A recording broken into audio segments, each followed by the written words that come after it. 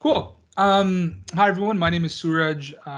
Maybe you watched the video that Joey Gonzalez and I put together about Data 100. Yeah, I've been involved with Data 100 for the last 2 years, and I'm one of the instructors this summer, which actually just started yesterday. So that's now in full swing. Fernando? Hi, yes, my name is Fernando Perez. I'm faculty in the statistics department. I don't come from a statistics background. My background is in particle physics and particle theory. And so I bring a bit of more of a physical sciences perspective. And I taught Data 100 in 2018, in the spring with Joey Gonzalez, in the fall with Josh Hugg. And I will be teaching it this fall after Suraj's summer session. I will be teaching it with my co-instructor, Anthony Joseph from the computer science department, and Suraj and others will be part of our team. So I very much look forward to what Suraj will kind of learn from this new online mode of working. And I have to admit that I'm happy that Suraj will be sort of blazing some of that trail in front of us, because we're going to be obviously facing a lot of new challenges given the current conditions. But I very much look forward to it. It's a very, very interesting and fun course to teach, to manage. I wasn't part of the team that created it originally, but as I said, I was there in 2018.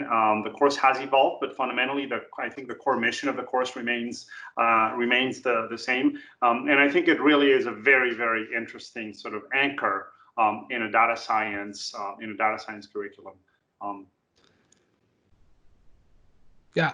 One of the things that students really like about the course is that the things we teach them are directly applicable to the things that they do in their data science internships and in their personal projects and in research and whatnot, in ways that some of the more theoretical computer science and statistics courses, they don't always see the direct impact of that. But Data 100, students are working in Jupyter notebooks, they're using pandas, they're using scikit-learn, tools like that, and then they will go on and do essentially the exact same thing in different settings. And so students really like that about this course.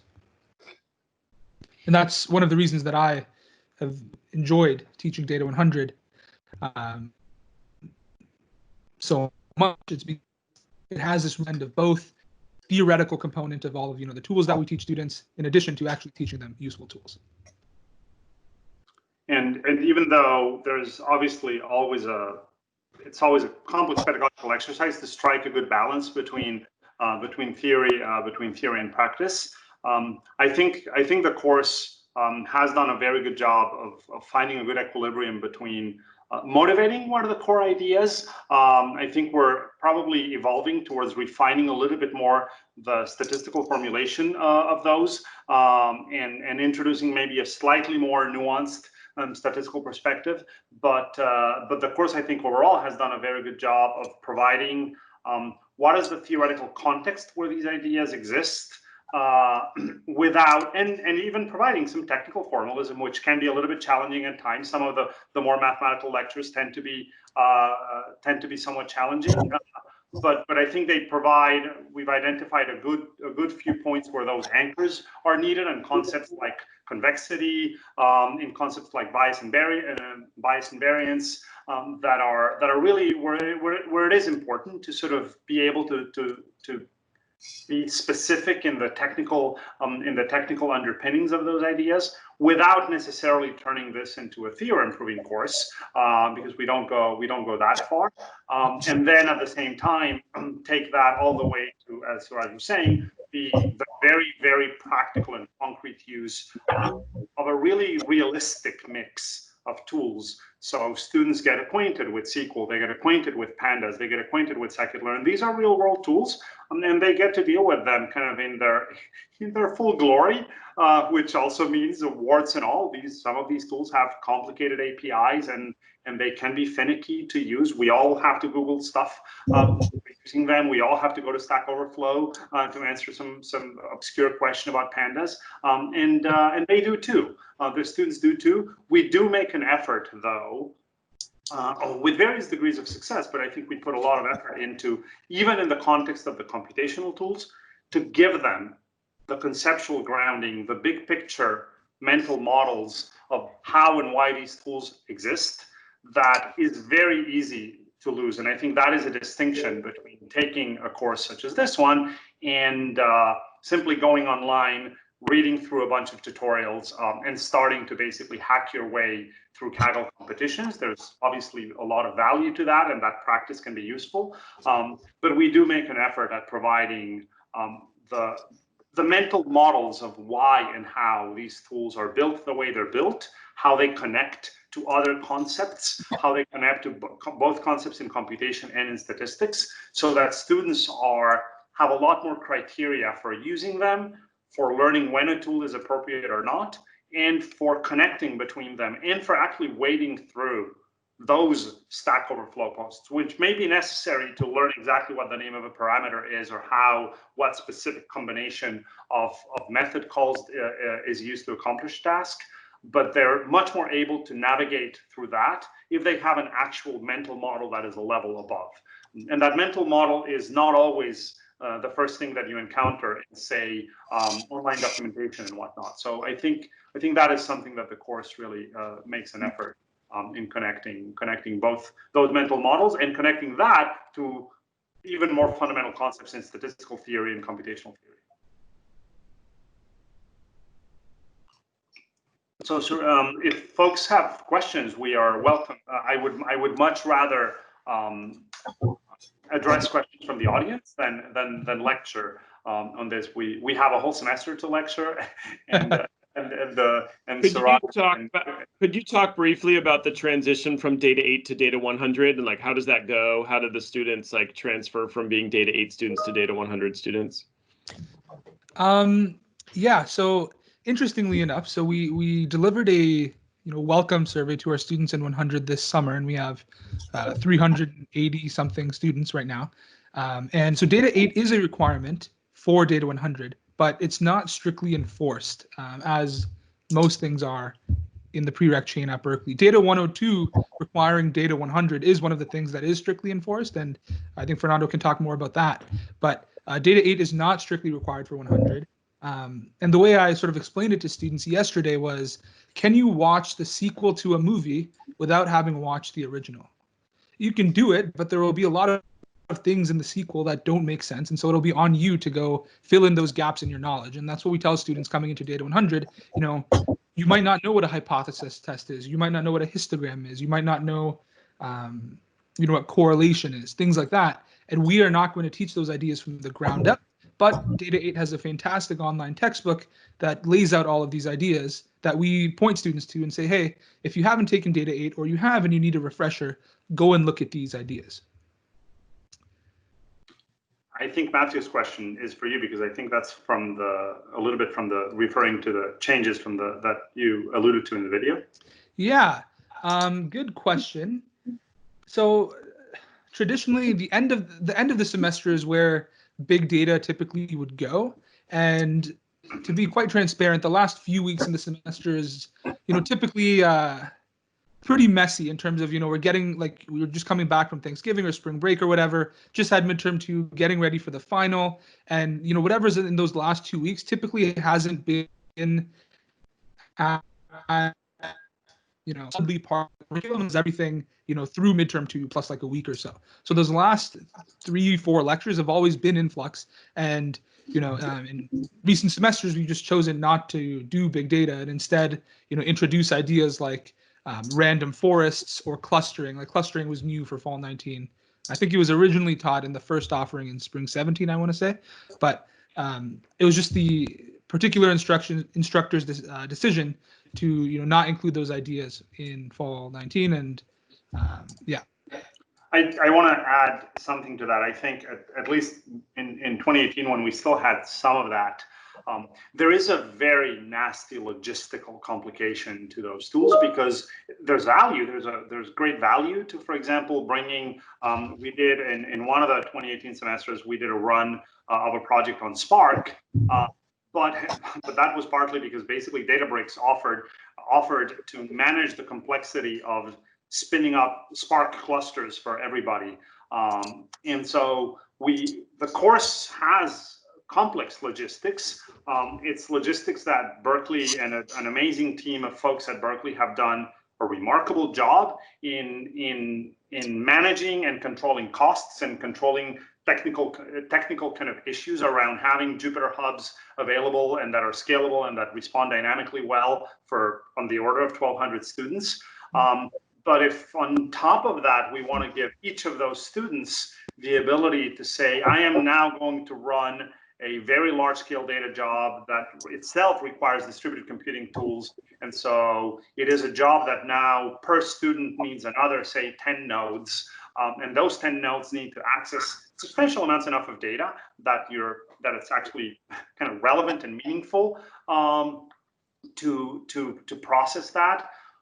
Well, now you're talking about 10 nodes per person for 1,200 people and data flows for that many people.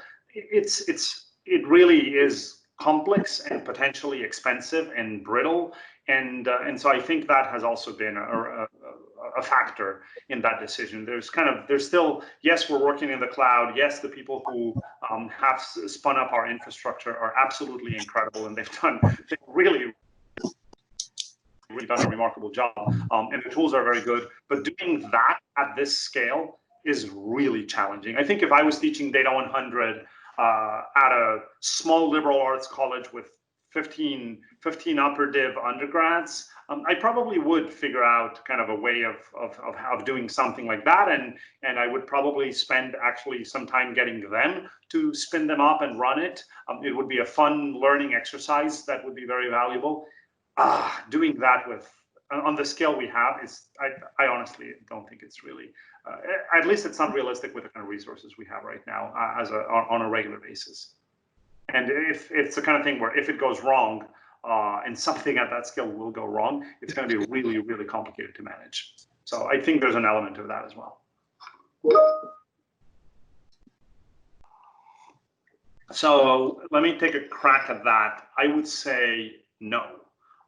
Resoundingly no, because I think that Data 8 and Data 100 introduce different enough concepts on the statistical side that we don't spend so much time in these courses. Sure, there is some time that goes into learning Python and learning pandas and whatnot.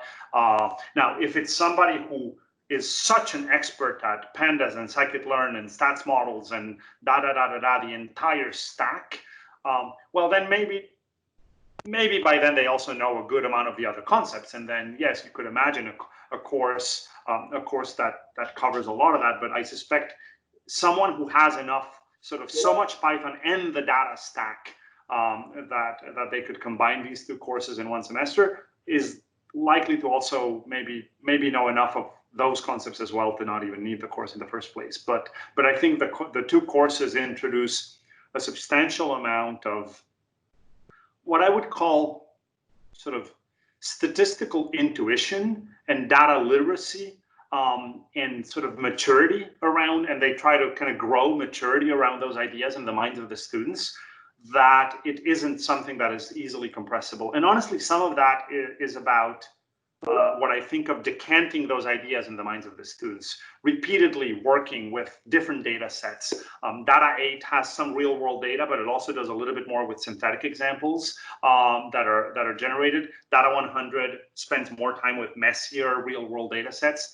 And to some extent, it's one of those things, you just need to do it a few times. You need to experience what it means to have a messy GORP data set that you have to clean up a little bit, where you experiment with features of different kinds, data sets that come from different sources. And so I think there are things in that mental process of developing statistical intuition, sensitivity, and kind of a nose for errors, for issues, for diagnosing things with plots, for how do you do exploratory analysis, and then you transition into building models, that just honestly, it takes some time. And it's not something that I would try to compress.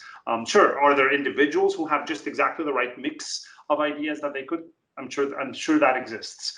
But in general, pedagogically, I wouldn't go in that direction. Yeah, wholeheartedly agree with that. These ideas need time to marinate, and the Python programming is not the core of these courses. It's the statistical ideas. The programming might be easier for students who have seen Python before, but that's far from the entirety of the course. On the note about decision tree ensembles, so I think the answer to your question is no. To be honest, I'm not fully well versed with what gradient boosting machines are, but decision trees and random forests are, I don't want to say presented as a special topics idea, but they are kind of shown as an alternative to things like linear regression and logistic regression for both regression and classification. They're not really at the core of what I say we do in Data 100. So I don't think we would have, larger projects around those ideas. With that being said, in our project 2, which is I believe it was talked about in the video, but it's where you have students build a logistic regression classifier to predict whether or not emails are spam. We are thinking about potentially adding a decision tree component to that, just as a way to show students, hey, logistic regression isn't the only way to do this, but decision trees and random forest are not, at the core of what we do, I would say. Yeah, this is not a course in machine learning techniques, and part of the reason is also because we do have those courses. Yeah. Like we do have those courses in stats and CS, and there are machine learning courses. So the course really focuses on, I would say, exploratory data analysis and kind of classical statistical modeling, linear regression, logistic regression, with an optimization perspective, without really getting into too many Bayesian ideas. I mean, there's kind of a whiff of Bayesian ideas, but just a whiff of it, or at least traditionally it has been the case. That may change slowly over time. And there are other courses that come later. There are several very good machine learning courses at Berkeley in stats and in CS, and both departments have kind of their own flavors of ML courses. There are dedicated deep learning courses that actually spend their whole time in deep learning. And there's Data 102, one of the courses that we mentioned, for which there are public resources. The Data 102 website, data102.org, if I remember correctly, is our URL, has materials for it. And that is a course that introduces sort of the non-deep learning aspects of what I would call modern decision making under in conditions of high uncertainty. So it talks about it's a collection of topics that is effectively complementary to deep learning, complementary to ML tools, and that begins with online false discovery rate analysis. We cover a little bit about experimental design, causal inference, bandit algorithms, reinforcement learning, Q-learning, a little bit of control theory. And so it's a collection of topics basically on what do modern computational tools that combine statistical ideas with algorithmic questions exist for complex decision making, basically with a bit of an economics and market angle that Mike Jordan, who really Data 102 was sort of his brainchild, that Mike is very interested in. So that course was taught for the first time. Mike and I were the instructors of record last fall, in fall of 2019. But I want to say only instructors of record because we actually had a really generous team of Berkeley faculty and students who contributed to the development of the course, who guest lectured a number of times. So Mike and I are not the only ones to take credit for it, but Mike very much had kind of the conceptual architecture of the course. And that I think is a course that's super interesting because it isn't something that I've seen easily elsewhere, and it's definitely not kind of in the walk down the table of contents of scikit-learn or just learn to use PyTorch or TensorFlow mindset. And it's very much about kind of sophisticated modern decision making. From what I've heard from students who have taken Data 102, I haven't taken it, I've really been involved with it, but students really love the course. And many more students are trying to get into it than the course can accommodate at this stage, but 102 is very interesting. And it's, as Fernando said, it's all of its resources are available online. Some of the other courses that typically follow Data 100. So one of those courses is CS 186, databases, in the CS department. I believe all of its projects and lectures are online. They actually have an entire edX course, and the videos are publicly available, recorded by Joseph Hellerstein, who I believe actually taught Data 100 as well. He was one of the 4 co-instructors, Spring 17, the first time it was offered. So CS 186. CS 189 is one of the more popular machine learning courses. It's quite big as well. I think in the more recent offerings, there were close to 1,000 students enrolled in that as well. And all of its assignments are also available online. They vary from semester to semester. In the fall, they typically use one set of assignments and lectures. In the spring, they use another, but for both offerings, all of the materials are online. I wanted to address the new question that came in. You've got 2 required courses in calculus. Do you use a lot of calculus? Could that requirement be relaxed? So to reiterate, our prereqs are Data 8, 61A, which built into it actually, 61A requires taking Calculus 1 as a co-req, so I guess we can rely on Calculus 1. And then we have linear algebra, which is actually a co-req. It's not a prereq, so we allow students to take it alongside Data 100, and that in some way restricts what we can use from linear algebra throughout the semester, right? You can't talk about, singular value decomposition in the first week because, that's not going to come until the end of a semester in a typical linear algebra course. And built into the linear algebra requirement, at least at Berkeley, you need to have taken 1 or 2 semesters of calculus or passed out of that through AP calculus in order to take that. Could the requirements be relaxed? I guess I should more directly answer, how much calculus do we use? The answer is not a ton, but the calculus that we do use is crucial, and I don't think it should be relaxed, right? For example, students need to know how to take, the gradient of a basic, multivariate function when we, walk through explaining how gradient descent works, right? The partial derivatives they take don't need to be too crazy, but they need to know that they exist, and they need to know that, the gradient of a function in terms of x and y is a 2-element vector, and this is what it looks like when we're looking at its gradient field. So we don't use a ton of calculus, and we've actually dialed down the amount of calculus we do use.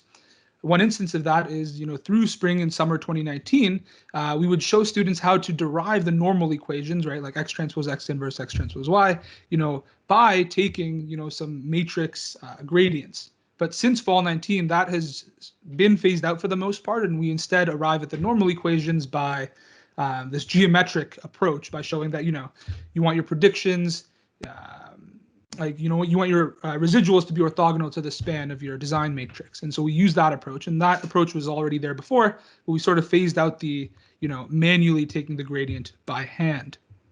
Fernando, did you want to add anything to that? No, I think I concur, and I think I think it's possible to. I think we're probably sort of in a transition mode with our mathematical prerequisites, and I can imagine, and I'm trying to answer both the calculus question and the same thing around linear algebra, that I can imagine designing a new sequence of mathematical undergraduate prerequisites, right, that combine the right sets of ideas in calculus, in linear algebra, in probability theory, and in discrete mathematics, right, that are sort of really fundamental to work in data science. And I could imagine kind of shrinking the number of prereqs that we currently have to perhaps fewer, much more streamlined and carefully optimized courses. I think that will take a huge amount of work, right? We don't have those courses. So partly this is we're answering the problem of how do we get those concepts out of the existing curricula and the existing syllabi that are available on campus. So I can imagine a future where that changes a little bit. However, some of those concepts are necessary. You were pointing them out already, that even with some adjustments, we still need some of it. And I think the reason is that ultimately, for example, this course doesn't take a very, very strong statistical models assumption way of describing linear regression, logistic regression. It's very much a sort of geometric intuition based approach around optimization and empirical risk minimization. But you do need to have some geometrical intuition about functions, about convexity, and about linear spaces. Those things, where do we develop those things? We develop those things in calculus and linear algebra. Now, could we imagine courses in calculus and linear algebra that are more carefully architected and that are a little bit more modern, that maybe shed some content that isn't really perhaps all that relevant today and that optimize better? Absolutely. I think that's possible, and in fact, I would love that. I've actually been tracking a couple of new mathematics for data science course textbooks that have been written in the last few, that I've seen come out in the last few months or that are coming out this year, and so I think people are thinking about this problem, but I don't think it's feasible to really do justice to these concepts if students have no notion of derivatives, of function convexity, of function, what is the geometry of a function, both in one variable and in multiple variables? Why does gradient descent work the way it works? Why do we talk about regularization? That requires talking about norms, and we talk about L1 and L2. We try to build a geometric intuition of the behavior of these algorithms when they're penalized with a given norm. All of that requires having some idea both about the geometric structure of a function, the behavior of derivatives of a function, and the geometric behavior of linear spaces and linear operators. And if we completely take all of that away, honestly, I think we end up just hand waving. And so I think we make an effort to minimize the need for a lot of that formalism, but I think it is possible to go too far in removing that, and you end up just gutting out a course in a way that I actually think is ultimately harmful for the students. But I do think there's a pedagogical opportunity here, and it's one that I'm sure we will meet over the years as these pieces cement and we understand them better, these courses. I think we can, and I hope we will, look a little bit more at that other stack of courses to make them basically better adapted to the complete set of pedagogical needs.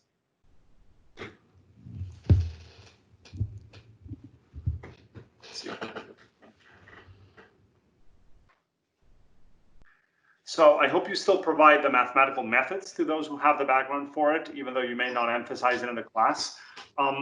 Yes, that's a very good point. I think we try. I'm not sure that we do actually as good of a job as we could in really providing sort of extra avenues and extra materials in reading. And honestly, part of it is again, the challenge of teaching a course at this scale really means that the bulk of available mental resources and attention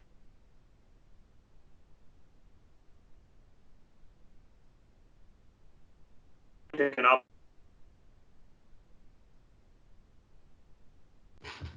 at these more complex avenues. But to be fair, I'm sure we could do better on that front, and some of it we end up effectively delegating. For example, on the computational side that Suraj was describing, or Data 102, those are courses where the technical and mathematical expectations and requirements are far, far higher, and there is no shying away from that in those courses.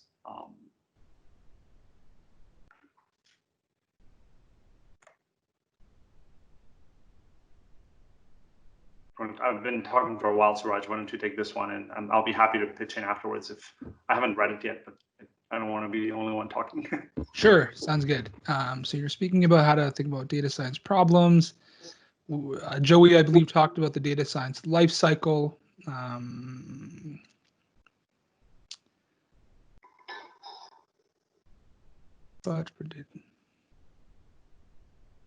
So to an extent, we do formally talk about the data science life cycle, though that does sort of die down as the semester goes on, at least historically. So there's a very okay, what we want to do is start off by asking a question, and in the first lecture we present a bunch of questions that we could ask using data science. Then, in the first, the second or third lecture, we talk about sampling and why it's important to make a representative sample, and that's like that second stage of the data science life cycle. Then we talk about pandas, SQL, visualization, exploratory data analysis, data cleaning, all of these sorts of things, which is the third stage of the data science life cycle, and that makes up probably the first third-ish of the course, I want to say.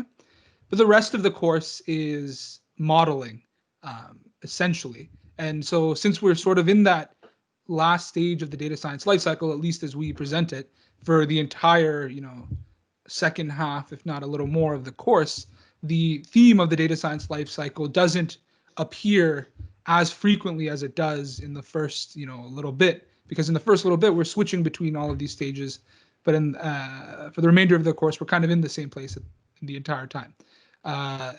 When we talk about the bias variance trade-off, we do, the idea of the data science lifecycle does reappear because, we're going from saying something about the data we have to saying something more generally about the world. But in terms of formally, referring to the data science lifecycle, that usually only happens towards the beginning of the course. But that is actually something I've been thinking about. Why doesn't it appear more frequently towards the end if we, present it as being some important device at the beginning?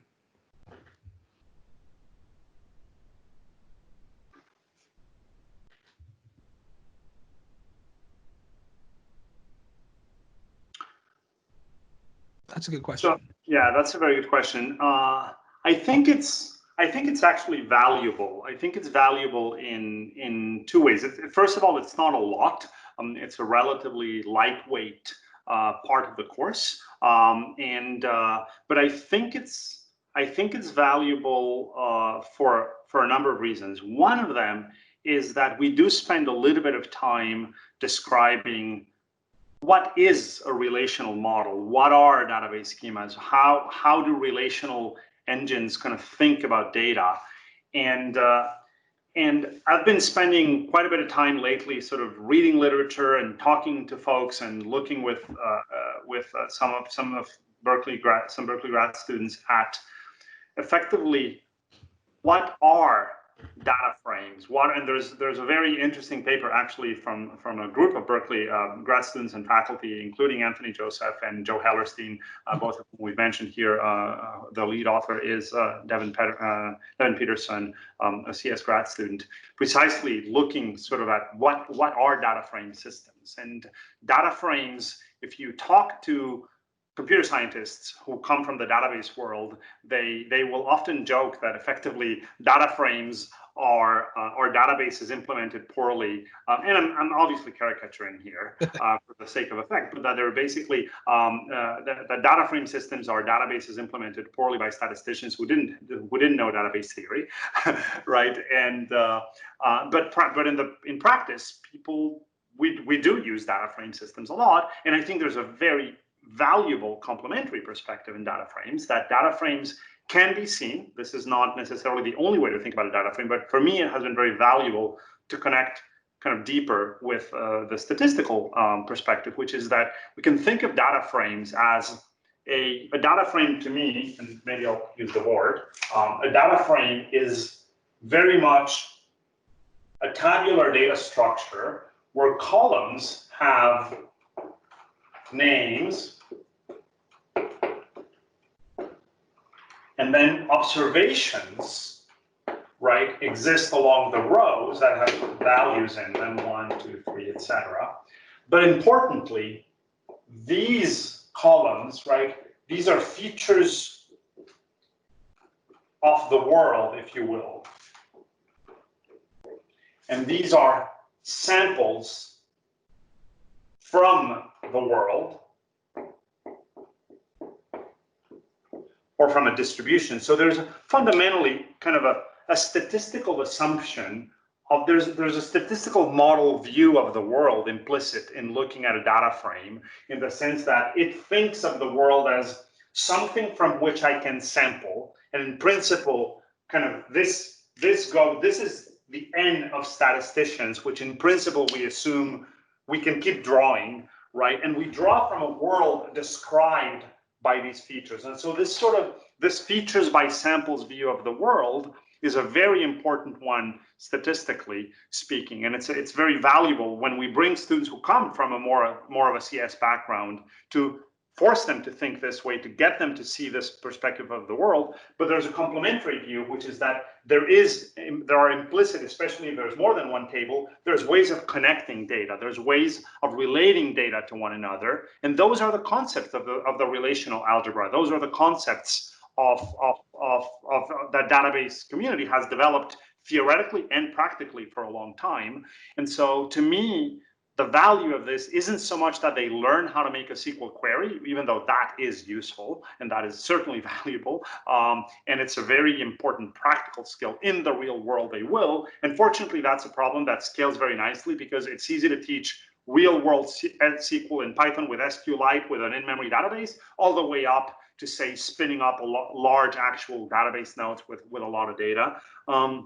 But to me, bringing those complementary perspectives is important because, in a sense, that duality is both a tension that exists, and sometimes there's, as I said, there's kind of jokes in the community, but it's importantly a set of complementary views that is actually the subject of research. It's how we think about engines. I mean, some of the current engines, like the Project Modin that Devin leads out of the RISE lab, some of the things that are happening in Apache, some of the work that Wes McKinney did with IBIS, for example, after pandas. There is actual work at the intersection of these ideas, and I think students actually benefit from learning both of these perspectives and seeing them in the same context, right? Not just seeing, I took a database course over there that was very, very database oriented, but rather saying, how do relational and statistical ideas coexist? When do they live together? When is one more apt than the other? And how can I use them both? And for example, in something as direct and explicit as the pandas API, you see the coexistence of both of those, right? That pandas has and data frame systems have tools to let you do kind of statistics on this sample of your distribution, if you will, but they also have a bunch of tools to let you do relational operations and group bys and whatnot that are very much of a database flavor and of a SQL-like flavor. Yeah, we actually, my co-instructor Alan Shen and I, we met with Joe Hellerstein a couple of weeks ago, and he, like what Fernando was just talking about, the different perspectives of tabular data structures, so like matrices, data frames, and matrices, yeah, like all of these different perspectives. This is not something that is emphasized as much in Data 100, but Joe Hellerstein really wants that to be in there. More, practically speaking, with regards to SQL, one of the prereqs, 621A or CS88, they teach SQL in those courses for a couple of lectures. And so that sort of guides the amount of SQL that we talk about in Data 100 directly. And so that has been an ongoing conversation ever since spring 19, when John De Niro, who is one of the instructors for CS61A, taught Data 100 and got rid of a lot of the redundant SQL that was already being taught in these introductory courses. In more recent semesters, SQL has only been taught within one lecture, and I think that's what it's been for the past year or so, and that's what we're doing this summer. The amount to which it is emphasized on assignments varies. So last semester it was an entire homework. In the semesters before that, it was just a lab, and this semester it's also just a lab. But yeah, the degree to which we teach SQL is an ongoing conversation.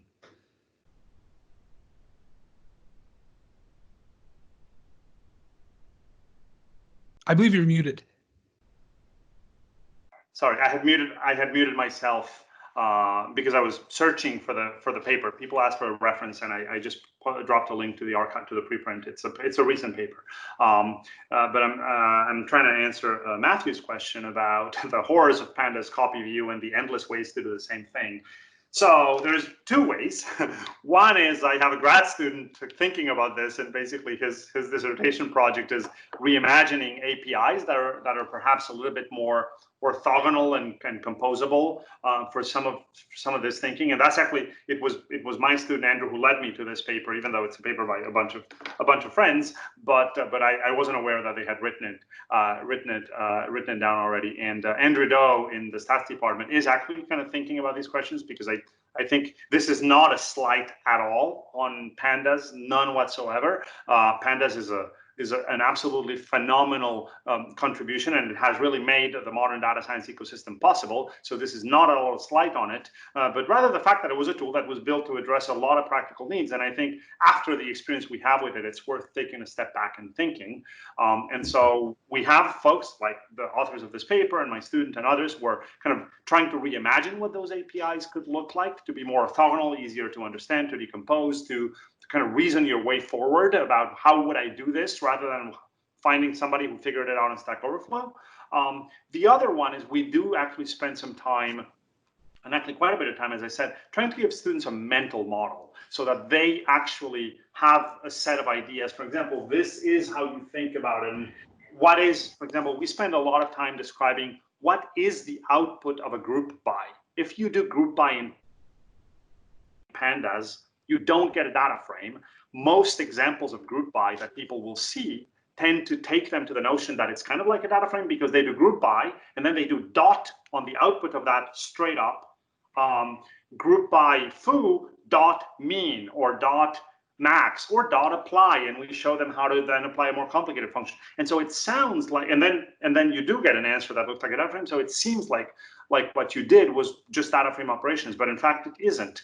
The intermediate entity that comes out of a group by operation is a much more sophisticated and abstract thing. It's this basically bucket dictionary-like object that is a bucket keyed by the thing you grouped on that gives you this meta view on all of your data that is now organized by the criteria you provided and that then you can operate on. And so we spend time providing those pictures, that mental model. I'm going to answer something that is slightly towards Matthew, but it is in the vein of explaining to people how Git works rather than how to do things with Git. I just finished teaching a long tutorial for scientists on version control in scientific research.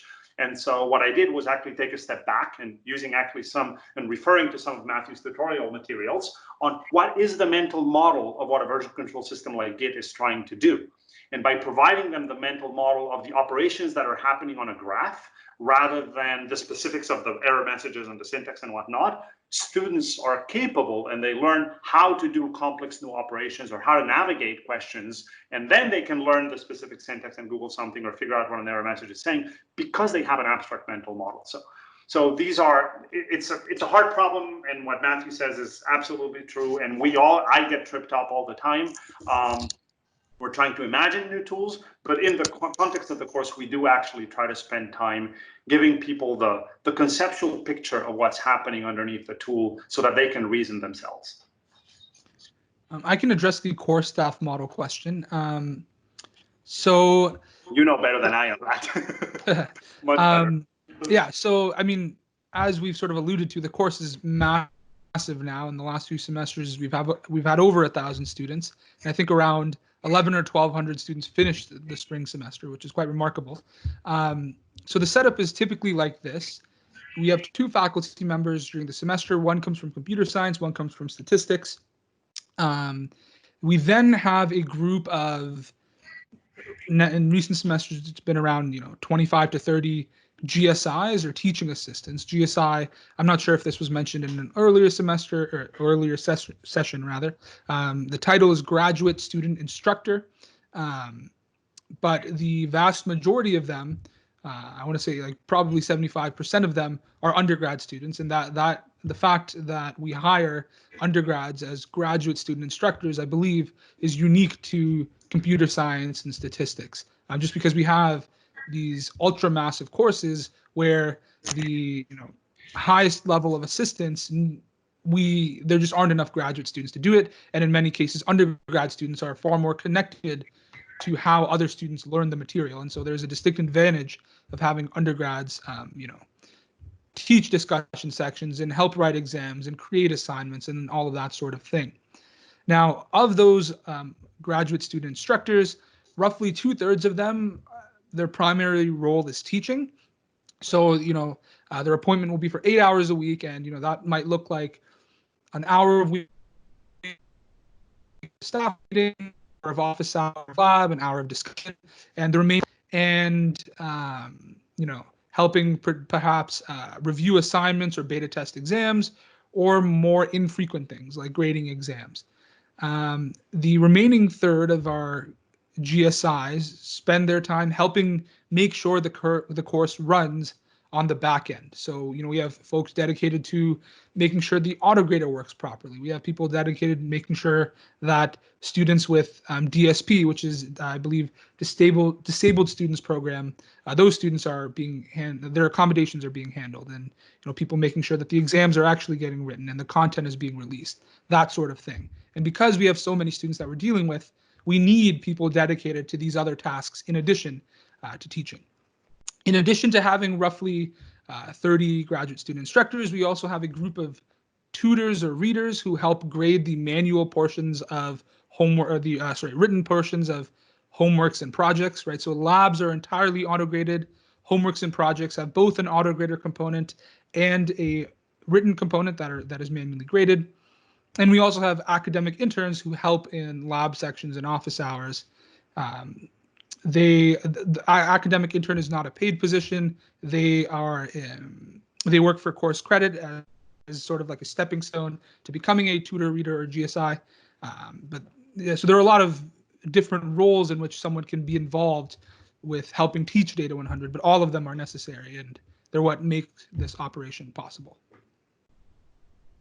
I do want to kind of reiterate that this course would be impossible and unthinkable if we didn't have the student energy and dedication and commitment. They really go well above and beyond the call of duty. I'm always grateful. I'm always actually somewhat terrified every time I start one of these very large courses, because it feels like this can't be done, this can't be pulled off. And honestly, it is the team of students, the way they handle everything from logistics to content that makes it possible. And I don't know how that magic keeps happening. It seems to me like it really is a magic trick of kind of balancing an elephant on the tip of its trunk every single semester, and yet we get these incredibly motivated and talented and hardworking students who make it possible, and I'm grateful. It's a testament to the culture that the DSEP program has created over the years to empower the students, to give them the support and the resources, and I'm very grateful. But it is something not to be taken lightly. No one should think that they can engineer sort of a course at this scale just because they have a contract with a cloud provider that will give them notes for 1,000 people. That's a part of the problem, but the human component, the teams and the organization and the culture of making all of that work is just as critical. And if that isn't there, it will fall on its face. That culture and that knowledge and that organizational infrastructure, that human infrastructure, has evolved over time. Right? It didn't materialize to a capacity of multiple 1,000+ person courses overnight. It evolved.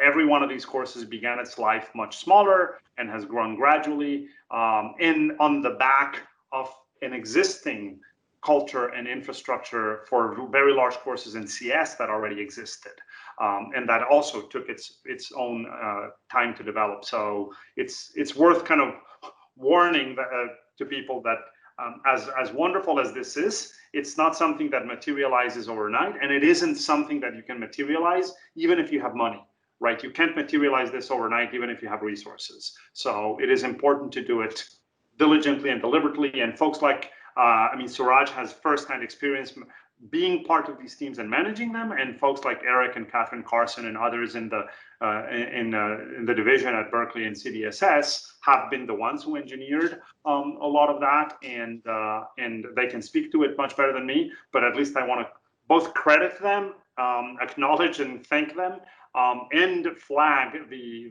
criticality of it, and that it's a task whose complexity and kind of time shouldn't be underestimated, because it isn't just an issue of money.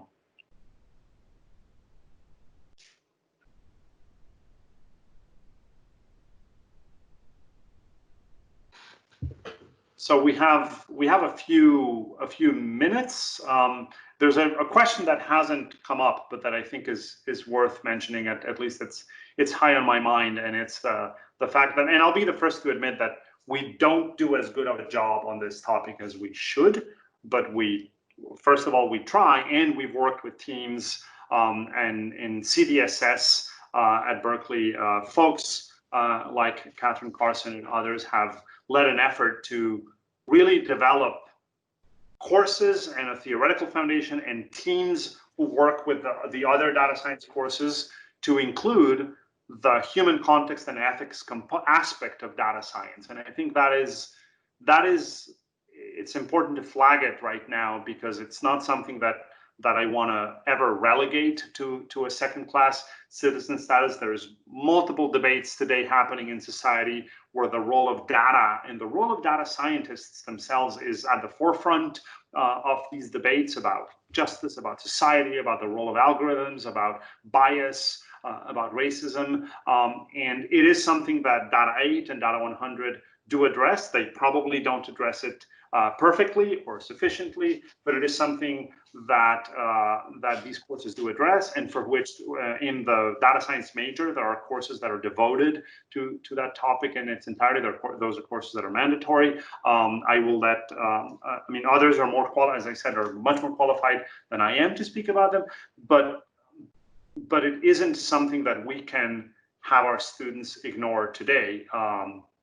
Just this morning, I was reading a petition, for example, that was signed by a group of mathematicians around the participation of mathematicians in the development of tools for predictive policing, around a workshop that was held at ICERM. ICERM is a mathematics institute that exists at Brown, which is very similar to one we have at Berkeley called MSRI, which is at the top of the hill. It's one of these NSF-funded institutes for mathematical research. They have lovely workshops. I was there a few years ago, and ICERM had a workshop on predictive policing full of mathematicians working on algorithms on that topic. Right now, there's a big debate in the mathematical community. Should they be doing that? And so we try to surface these concerns on the spot. We try to bring these discussions up. We've tried to audit the kinds of examples that we use. Which data sets do we use to illustrate concepts? What problems could there be in some of the data sets that have been classically used? What issues do they bring to the forefront, or what biases can they reinforce when we use them blindly? And so I'm not going to claim that we do a perfect job on that, but I want to at least flag for the conversation that it is a topic that is necessary, and anyone adopting these courses needs to not only ask themselves about the role of calculus and linear algebra and convexity and probability theory and whatnot, and SQL and pandas and Jupyter, but this is also something that needs to be woven into the course rather than be made an afterthought. So I'm sorry, Suraj, to take two back to back, but I think there's a question on Jupyter. So I'm not sure exactly what initial work on Jupyter means. So if perhaps you could slightly clarify the question for a second so I can answer, but if not, given time, IPython. Okay, well, Jupyter, so very briefly, because I'm not completely sure what full arc of the question is intended to be, but yes, Jupyter is connected to IPython. Jupyter was effectively a renaming of a part of IPython. The IPython project grew over time, and as we were building the architecture for what became the IPython notebook, we realized that many of the abstractions to do interactive computing that we had in place could actually be applied to any other programming language. There was nothing really specific about Python. The original name IPython was for interactive Python when I was in grad school, and so we realized those ideas could be applied to any programming language, and the notion of doing interactive computational work was a very general idea. And Python happened to be one good tool for it, but not the only one. So gradually we abstracted the machinery in IPython to be language agnostic, and we built tools to use what was called IPython with Julia, with R, with any other language. But at some point we needed to really be more inclusive naming wise of other communities. It wasn't really appropriate to tell the Julia community, well, if you want to have a nice interactive notebook environment, use IPython, because that's not something that another language community would want to adopt. So eventually we cooked up a name, and it was inspired by, it's not an acronym, but it was inspired by Julia, Python, and R being the three open languages of data science. They're not the only ones. The protocols that Jupyter uses support as the programming language pretty much anything. And today they're called kernels. The engine that runs the code is called a kernel. Today there's over 100 of them in everything from Julia to C++ to very esoteric languages to Fortran, and that actually was an important transition because it forced the project and those of us who work on Jupyter, it forced us to think about the community of humans doing interactive computation and data. And the project's mission really became around human collaboration, human data analysis, human communication of the combination of ideas and code in one entity. And it really became about creating the ecosystem and the community around that idea of interactive computational exploration rather than something specific about Python. So that's sort of the short version of that answer. Of course, I could talk about IPython and Jupyter for hours and hours, but hopefully this helps. Do you plan to continue with Python or switch to a different language? The project uses Python in many places, but we use it if it's the right tool. IPython continues to exist. It's the kernel for Python, but obviously these days Jupyter has a huge amount of code that's actually JavaScript and TypeScript, a lot of the interface and even some of the server components. And I think people have played with a little bit of Go here and there, and we'll use the tool that is right for the mission of the project. If Python isn't the best tool for any given component, we'll happily use something else. I happen to know more Python than other things, but I'm not the one writing much code these days, so my opinion matters less.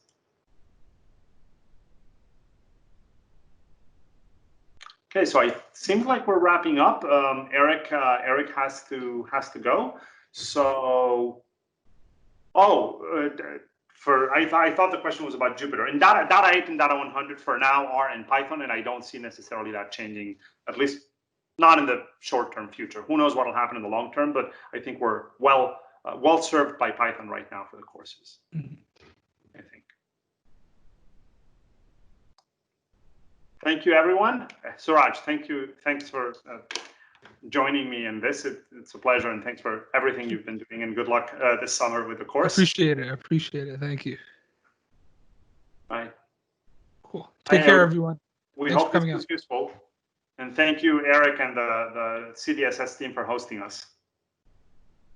And feel free to reach out if you have any questions. I believe our contact information was in that video. If you have any implementation questions of how Data 100 works. Absolutely. And sorry about the bad resolution of the board. For those who are still there, it was just a little table that has rows and columns and labeled columns. It was a mock-up of a data frame. That's all I was trying to illustrate. But I'll keep in mind, I'm trying to figure out how to basically do easy interactive kind of classroom style teaching from home. And these are experiments. So now I know that there's issues with resolution and contrast and glare. I'll try to do better. So bye, everyone. Take care.